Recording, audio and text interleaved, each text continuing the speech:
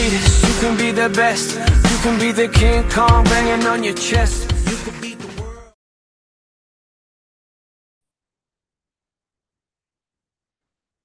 Okay, assalamu alaikum and welcome to Red X Green Unveiled. I'm your host Wafi এবং আমার সাথে আছে আমার co-host মুসাব। এটা আমাদের সেকেন্ড এপিসোড। আমরা আমাদের ফার্স্ট এপিসোডটা করেছিলাম after long time ago with Australian cricketer Brad Hogg, and after a while we are back with bang, I should say. এই পডকাস্টের মেইন কারণটা হচ্ছে we want to connect the thoughts of us fans with professionals, and so এখন এটা আমাদের second episode, and so now let's introduce our guest. He is very well known. তিনি তার basically কথার মাধ্যমে আমাদেরকে এন্টারটেইন করে এবং পুরো বাংলাদেশকে রিপ্রেজেন্ট করে। He has share the commbox with likes of Ramiz Raja, sir Curtly Ambrose, Shaun Pollock and in particular Alan Wilkins, যে কিনা তার উপর অনেক ইমপ্রেসড হয়েছিল এবং আমরা তার কাছ থেকেই শুনবো অ্যালেন উইলকিন্স তাকে কি বলেছিল। He's basically carrying the legacy of Atar Ali Khan and Shamim Ashraf Chaudhary. He's our future voice of Bangladesh, Shamonay Ghosh Bhaiya. Welcome to our show. Thank you so much. Thank you so much, Wafi, for having me, and thank you so much for such a kind intro. Yeah. ভাই, প্রথমে আমি একটু শুনবো Allen Wilkins আপনার উপরে অনেক impressed হয়েছিল। আমি ওই আয়ারল্যান্ড সিরিজটা যতটা না ক্রিকেটটা এনজয় করেছি, তার সাথে আপনার কমেন্ট্রি এবং অ্যালেন উইলকিন্স এবং আপনার যে একটা কেমিস্ট্রি ছিল সেটাও অনেক এনজয় করেছি। মানে ছোট্ট করে যদি আমরা একটু ফ্যানদের জন্য কিছু বলতেন।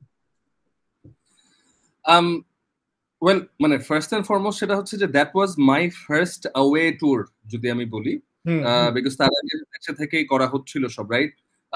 সো ফার্স্ট অ্যাওয়ে ট্যুর ছিল বাংলাদেশ ভার্সেস আয়ারল্যান্ড সিরিজ ছিল, এসেক্স চেলমসফোর্ড ইংল্যান্ডে হয়েছিল, এবং আমি বাংলাদেশ থেকে একমাত্র যে গিয়েছিলাম। তারপরে সবকিছু অনেক লাস্ট মোমেন্ট, অনেক তাড়াহুড়োতে হয় সব, ভিসা প্রসেসিং এন্ড ফ্লাইট, মানে কোনোভাবে যে মানে আমি ফ্লাইট থেকে নেমে আমি ডিরেক্ট এয়ারপোর্ট থেকে আমি মানে গাড়ি করে 1.5 ঘন্টা ড্রাইভে আমি স্টেডিয়ামে যে পৌঁছাই এবং তখন ন্যাশনাল অ্যান্থেম শুরু হয়, মানে এরকম একটা স্টেজে আমি পৌঁছেছি। সো যেটা হয় যে তখন তো দেখেন ভিতরেও কিন্তু একটু জিটার্স কাজ করে, যে আমি ফার্স্ট টাইম, মানে আমি তো একদিক দিয়ে বাংলাদেশ রিপ্রেজেন্ট করছি অন দ্য মাইক, রাইট? এবং ফার্স্ট টাইম আমি বাইরে করছি, একা করছি, তো সেই জিনিসটা থাকে। বাট আমি, উনি মিডিয়াতে যা বলেছে সেটার থেকে বেশি আমি যেটা বলতে চাই সেটা হচ্ছে যে how well he received me. যাওয়ার আগেও আমার সাথে হোয়াটসঅ্যাপে কথা হয়েছে, এবং সব থেকে বড় কথা ছিল হচ্ছে, যেমন ডিরেক্টরও যিনি ছিলেন, আমার ফ্লাইট ল্যান্ড করার সাথে সাথেই আমাকে খুব সুন্দর ওয়েলকাম মেসেজ দিয়েছে যে we are looking forward to working with you, তোমার থেকে আমরা এই জিনিসগুলো এক্সপেক্ট করি, আমি শিওর তুমি এই ভ্যালুগুলো অ্যাড করবা। তো হয় কি যে তখন হয় কি যে এই জিনিসটা অনেক বাড়তি একটা মোটিভেশন দেয় যে ঠিক আছে, আমার ভ্যালু অ্যাড করবার জায়গা আছে। তো সেখান থেকে নিয়ে যদি দেখি যে অ্যালেন উইলকিন্স ওয়েলকাম করছে, যে we were waiting for you, we were looking forward to having you, you know, বা ও চা বানাচ্ছে, ও বলছে do you want tea or coffee, can I make you cup of tea or coffee. So হয় কি তখন you is into it, right? সেই জায়গাতে আরেকটা জায়গা যেটা বলতে চাই যে যেটা হয় কমেন্ট্রিতে, এখন হয়তো অনেকে জানে বা কতদূর বোঝে আমি ঠিক শিওর না, কিন্তু কমেন্ট্রিতে লিড এন্ড কালার থাকে। আমি একটু দ্রুত বলছি যাতে ইউ ক্যান কভার, আমি প্রথম কোয়েশ্চেনেই বেশি টাইম নিতে চাই, বাট আমি স্টোরিটা বলার জন্যই বলছি যে লিড এন্ড কালার যেহেতু থাকে, যেটা হয় যে আমাদের মতো প্রফেশনাল ক্রিকেটিং ব্যাকগ্রাউন্ড থেকে যারা আসে না তাদেরকে ইউজুয়ালি কালারটা দেওয়া হয় না। মানে এখানে একটু ট্রিকি ব্যাপার আছে, যেটা হচ্ছে কালারটা করে ইউজুয়ালি এক্সপার্ট কমেন্টেটর যিনি খেলেছেন ওই পর্যায়ে, বিএড ক্রিকেট বিএড ফুটবল, ফুটবলের ক্ষেত্রেও সেম। ইনফ্যাক্ট ফুটবলে আপনি কালারকে আরো কম শোনেন, অল্প টাইম উনি হঠাৎ করে অ্যানালাইজ করে হাইলাইটস এর সময়। সো যেটা হয় যে যখন আমরা নতুন, আমার কিন্তু দেখা গেছে যে আমার কালারই করতে হয়েছে most of the time. Dominic কর্কের পাশে বসে কালার করছি, but that becomes even more challenging in the way যে যদি একজন এক্স প্লেয়ার বসে ফার্স্টে বলটা ডিসক্রাইব করে দিল, এখন আমার তারপরে ভ্যালু অ্যাড করতে হবে, ওটা কিন্তু একটা different kind of challenge. So ওখানে যেটা ছিল যে ওখানে ওরা শুরুতে আমাকে কালারে দিয়েছিল মোস্টলি প্রথম দিন, এবং আমাকে বলেছিল যে আমরা প্রথমে কালার দিচ্ছি তোমাকে, তুমি কালার সাইডটাই করো। তো I had done it before, বাংলাদেশে যত সিরিজ করেছি তার আগে। সো আমি ঠিক আছে ফাইন। কিন্তু Allen Wilkins plus the director Gavin, but Allen Wilkins also was one of them, যে নেক্সট ডে আমি তোমাকে লিড করতে দিব, হ্যাঁ আমি নেক্সট ডে লিড করতে দিব। সো অ্যালেন উইলকিন্স এর কাজটা কি, Alan Wilkins mostly is a lead commentator, মানে অ্যালেন উইলকিন্সও কিন্তু lead commentator, Harsha Bhogle is a lead commentator, ওরা কিন্তু হ্যাঁ কিন্তু লিড, মানে আমরা অনেকে অ্যানালাইজ করছে না কেন, না, their job primarily Allen Wilkins যদি একটা দীনেশ কার্তিক বা একটা রবি শাস্ত্রীর সাথে বসে, his job is not to analyse, right, হ্যাঁ, বা ইভেন হর্ষা বগলেরও। সো এই জায়গা থেকে সো হি টোল্ড মি যে ওনার লিডের স্লটের স্টিন্টের জায়গাটাতে উনি আমাকে লিড করতে দেবেন, এবং ডিরেক্টরও আমাকে সেম কথা বলে। এবং পরের দিন দেখা গেছে যে ও আমাকে বলছে যে ওর স্লটের জায়গায় আমাকে বলছে যে এই সময় আমি আর ও বসে আছি, তো উনি বলছে যে তোমাকে আমি লিড করতে দিব নেক্সট ওভার থেকে। So next over suppose something happens on the field, একটা ইভেন্ট হলো, এন্ড যে যার রোলে আসলে ক্যারি করে গেছি, ও আর কিছু বলে নাই, আমিও তুলি নাই, হ্যাঁ। নেক্সট ওভার ব্রেকে হি রিমেম্বার্স যে ও আমি তোমাকে বলেছিলাম যে আমি তোমাকে লিড করে দিব, sorry I forgot, I am so sorry, you know what, next over you take it. So হয় কি, এটা একটা বাড়তি সাহস দিচ্ছে, একটা সাপোর্ট দিচ্ছে, he is helping me gate into that zone. and obviously ভালো কথা বলেছে, সেগুলো তো ভালো লাগেই, বাট কাজের এক্সপিরিয়েন্সটা, how he carries himself on the mic, how he goes about his business, এই সবগুলো জিনিসে আসলে অনেক শিক্ষণীয়, ইউ লার্ন আ লট, বাড়তি মোটিভেশন দেয়।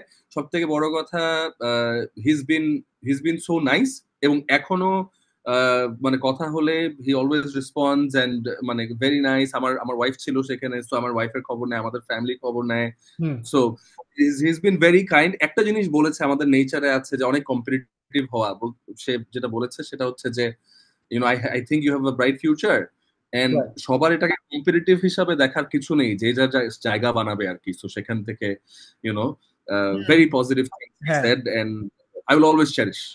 ইয়া, না এটা আসলে আমার পার্সোনালি আমি খুব জানতে চাচ্ছিলাম, বিকজ আপনার ওইটা আমার মতে আপনার বেস্ট কমেন্ট্রিতে যদি আমি বলি, আওয়ে টুর আপনি আই গেস ওয়েস্ট ইন্ডিজ একটা করেছিলেন মোমেন্টস এর জন্য, এছাড়া আওয়ে টুর হয়তো বা অত বেশি করা হয়নি, বাট আপনি যেটা আমরা এখন হ্যাঁ, আরেকটা করেছি, আন্ডার 19 এশিয়া কাপ ছিল 2023 ডিসেম্বরে, আরেকটা করেছি।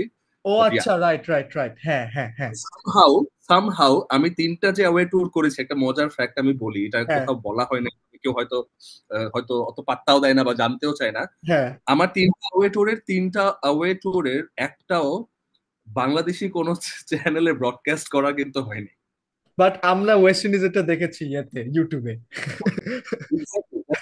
যে অনলাইন লিংক দিয়ে, ইভেন বাংলাদেশ আয়ারল্যান্ড যেটা ছিল সেটা রাইট রাইট রাইট, হ্যাঁ হ্যাঁ হ্যাঁ, true true. None of the tours I did away, মানে অ্যাওয়ে যেগুলো কাজ করেছি, বাংলাদেশি কোনো টিভি চ্যানেলে কিন্তু সেটা ব্রডকাস্ট করা হয়। হ্যাঁ হ্যাঁ হ্যাঁ, রাইট রাইট।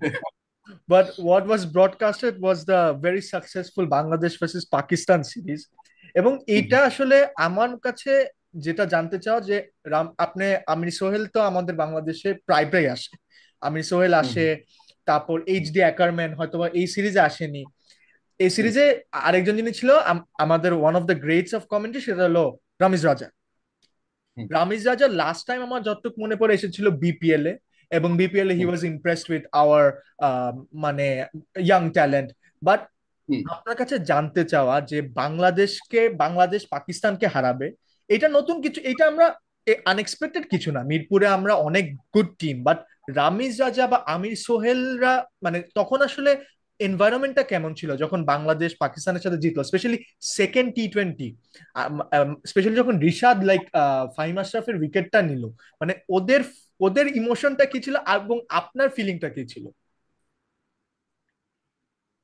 এখানে দুইটা পার্ট আছে কিন্তু কোয়েশ্চেনে। আপনি কি ওভারঅল তাদের ফিলিংটা জানতে চাচ্ছেন, নাকি পার্টিকুলারলি রিশাদ যখন উইকেট নিল সেটা জানতে চাচ্ছেন? আমরা দুটোই একটু ছোট করে শুনি। আচ্ছা, সো ফার্স্ট পার্টটা কি এটা আরেকবার ছোট করে বলবেন?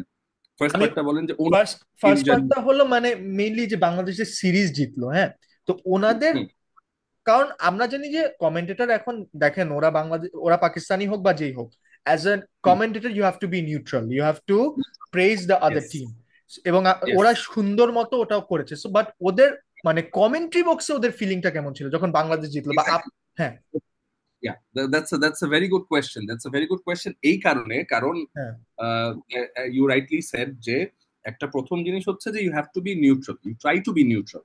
But then again, you might be hired as a voice for a particular country, unless you're say Ian Bishop or Nasser Hussain, মানে even Ramiz is also কিছু জায়গায় যে না ঠিক আছে neutral commentator হিসাবে, but mostly ওই voice represent হিসাবে কিন্তু ধরা হয় যে he will give you the insights about that particular nation, that particular cricketing nation. Right. So যেটা হয়, মাইকে অনেকে বোঝায় না, না বোঝালেও ইট ডাজ, ওই জিনিসটা নিয়ে ডিসকাশন হোক বা বিহেভিয়ারে হোক বা জেস্টারে হোক, it does come out in the commentary box. হ্যাঁ এটা ওই ট্রান্সফারে বলেন, যে কোনো দেশেরই এটা হয়, সেটা হয়। বাট রামিজ রাজা বলি, আমি বলি দে ভেরি প্রফেশনাল।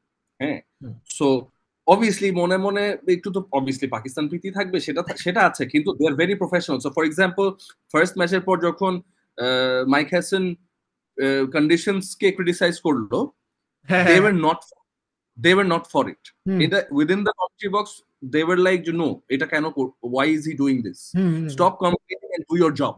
রাইট Because এক এক দেশে গেলে এক একটা দেশ তাদের ফেভারিট কন্ডিশনে খেলবে বা ডিফারেন্ট চ্যালেঞ্জেস থ্রো করবে, that is part of it. আমরা এর আগে পাকিস্তানে গিয়ে 3টা ম্যাচ হেরে এসেছি টি20s। এখন that is a full on batting friendly track যদি বলা হয়, ফ্ল্যাট ট্র্যাক বলা হয়, ওটা নিয়ে তো আমরা কমপ্লেন করি যে বোলারসদের জন্য কিছু নাই। হ্যাঁ, trend is something else. So ওই জিনিসটা, ওই নিউট্রালিটিটা তাদের আছে। They will criticize, but what they did was they picked on কখন কি হচ্ছে মাঠে, কোনটা রাইট ডিসিশন, কোনটা wrong decision. That brings me to your second part of the question, which is Rishad যখন বোলিং করতে আসলো, সো 2 ওভার বাকি, হ্যাঁ 2 ওভার বাকি, রিশাদের একটা ওভার বাকি, মুস্তাফিজের একটা ওভার বাকি, হ্যাঁ রাইট? তো তার আগের ওভার থেকে I think we were discussing, and আমিও জিজ্ঞেস করছিলাম যে ও মানে ওভার কার কার বাকি, ও তাহলে তো ওভার এই দুজনের বাকি, তাহলে তো মানে ইনফ্যাক্ট 3 ওভার আগে থেকে যে, তাহলে এই ওভার যদি আমার মনে নাই 18টা কে করেছিল, বাট যে ঠিক আছে একজনকে এটা দিবে তাহলে মোস্ট লাইকলি। সো এখন রিশাদ কেউ কখন আনবে, if is not bringing Rishad now, তাহলে কি ইজি? সো যেটা হয় যে ideally, in an ideal world probably you speculate or assume যে মুস্তাফিজ 19th ওভারটা করবে to build pressure, right? Mustafiz 19th ওভারটা করবে টু বিল্ড প্রেসার এন্ড যাতে বেশি রান নিতে হয় এগেইনস্ট রিশাদ, ঠিক আছে? Liton went with his instincts, which I appreciate, which I really appreciate. মানে সবকিছু গদবাধা হতে হবে সেটা না, you need to have the guts to take those decisions, right? And Liton ঠিক উল্টাটা করেছে। লিটন 19টা রিশাদকে দিয়েছে, মুস্তাফিজকে লাস্ট ওভারের জন্য বাঁচিয়ে রেখেছে। ওকে, হ্যাঁ। তো সেই জায়গায় রামিজ রাজা বলছিলেন, আমার মনে হয় মাইকেও হয়তো বলেছেন, বাট অফ দ্য মাইকও বলছিলেন যে না না এটা why did he do this, হ্যাঁ মানে এটা কেন করলো এখন, তো মানে সো মানে প্রেসারটা তো অন। আমি যেটা ইয়ে করছিলাম লাস্ট বলে, ওই লাস্ট বলে যদি উইকেটটা না হতো, সো আমি তার আগে বলছিলাম যে হি ইজ প্রবলি থিংকিং যে মুস্তাফিজ লাস্ট ওভারে থাকলে ওদের মধ্যে একটা ফিয়ার থাকবেন, ওদের প্রেসারটা এখনই, সো ওদেরকে সে একটা পাল্টা চ্যালেঞ্জ দিয়েছিল যে, আমি যতদূর বুঝেছি, আমি জানি না, তার সাথে আমার ডিটেল এটা নিয়ে আলাপ হয় না লিটন দাসের সাথে, কিন্তু না, Mustafiz is in the last over, Mustafiz will defend say 12 runs or 10 runs or even maybe less than that, but at least 12 runs যদি থাকে, Mustafiz might be মানে is more than capable of defending it. So you take the pressure in this over. In the process, ওই চ্যালেঞ্জটা নিয়ে hit করতে গিয়ে you might give away a wicket. Right. Last day ওই উইকেটটা থাকাতে that this decision proved to be right. হ্যাঁ, so তখন they were like, okay, it pulled it off, but এই last উইকেটটা না পড়লে it could have gone either way. So this is the sort of discussion we have, depends on the characters you have, depends on অনেক সময় banter হয়, but they were well receiving, ঠিক আছে, you know what, this worked out, but I sort of liked the guts Liton showed with that decision. ভাই আপনি খুবই important একটা point raise করলেন, মাইক হেসেনের কথাটা, যে এবং এইটা শুধু মাইক হেসেন না ভাই, আমরা যদি বলি আমরা বাংলাদেশি ফ্যানসরা ভাইয়া ডিফারেন্ট, ইমোশনাল, প্লাস রামিজ রাজা ইনফ্যাক্ট কোট করেছিল যে we are the biggest strong point and the 12th man of Bangladesh cricket. এটা মানে ওই যে ফার্স্ট টি20 এর পরেই তিনি এই কমেন্টটা করে। বাট এই যে মনে করেন যখনই আমরা একটা সিরিজ খেলি, বাংলাদেশি ফ্যানসরা অ্যাপ্রিসিয়েটও করে, তার সাথে সাথে আবার ইয়েও করবে, সমালোচনাও করবে। এখন স্পেশালি যখন আমরা মিরপুরে একটা সিরিজ খেলি, তখন যে ইয়েটা হবে, এক কোয়েশ্চেনটা রেইজ হবে যে ও এটা তো মিরপুর পিচ। আমরা আবার একটা খুবই বাজে একটা কথা, আমি জানি না এটা বাজে কিনা, যে ধান ক্ষেত, মিরপুরকে ধান ক্ষেত বলা হয়। হ্যাঁ, সো আমি জাস্ট জানতে চাচ্ছি যে আসলে কি মানে মিরপুরের পিচ এবার কি আসলেই এতটা বাজে ছিল? দিস ওয়াজ আমি যদি ছোট করে একটু বলি, সেটা হচ্ছে স্টিকি পিচ যাকে বলে। স্টিকি পিচ সেন্ট ভিনসেন্টে যেরকম হয়, কিংবা গায়ানাতে যেমন হয়, কিংবা আপনার ইউএস এর যেটাতে ইন্ডিয়া পাকিস্তানে যেখানে খেলা হলো, নিউ ইয়র্কে যেমন হয়। তো এরকম স্টিকি পিচ তো আসলে ওয়ার্ল্ড ক্রিকেটে আমরা দেখতে পারি। সো জাস্ট মিরপুরে আসলেই স্টিকি পিচ হইলেই কি এটা একটা দোষ? মানে এইটা নিয়ে যদি আপনি কিছু বলতেন। আচ্ছা, সো আমরা প্রথমে যদি আমি একটু ডিসকাস করতে চাই যে আমরা স্টিকি বলতে কি বুঝি। হ্যাঁ, হুম। এই বিষয়টা থাকে। স্টিকি বলতে ধরেন বলটা একটু গ্রিপ করবে, বলটা একটু স্লো হবে। হুম। বাট আরেকটা ভ্যারিয়েশন হচ্ছে যে বলটা মানে আসলে পিচটা টু পেস্ট হতে পারে। টু পেস্ট হওয়ার অর্থটা কি? একইভাবেই ডেলিভার্ড হচ্ছে, হয়তো কাছাকাছি জায়গায় পড়ছে, হ্যাঁ। একটা বল আপনার কাছে যে টাইমে আসছে আর একটা বল এর থেকে আরো কম টাইমে আসছে। হুম হুম। রাইট। অনেক সময় স্লো থাকছে, অনেক সময় লো থাকছে, কিন্তু অনেক সময় টু পেস থাকছে, যে আপনি হ্যাঁ। জাজ করবেন যে আপনার হ্যান্ড আই কোঅর্ডিনেশনের উপর আপনি খেলবেন, যে এই বলটা এই গতিতে আসছে, আচ্ছা ঠিক আছে। স্লো পিচ থাকলেও ইউ নো যে আচ্ছা দিস ইজ স্লো পিচ, মানে এটা কনসিডারলি স্লো। হুম। ওকে, টু পেস থাকলে দ্য চ্যালেঞ্জ ইজ ডিফারেন্ট।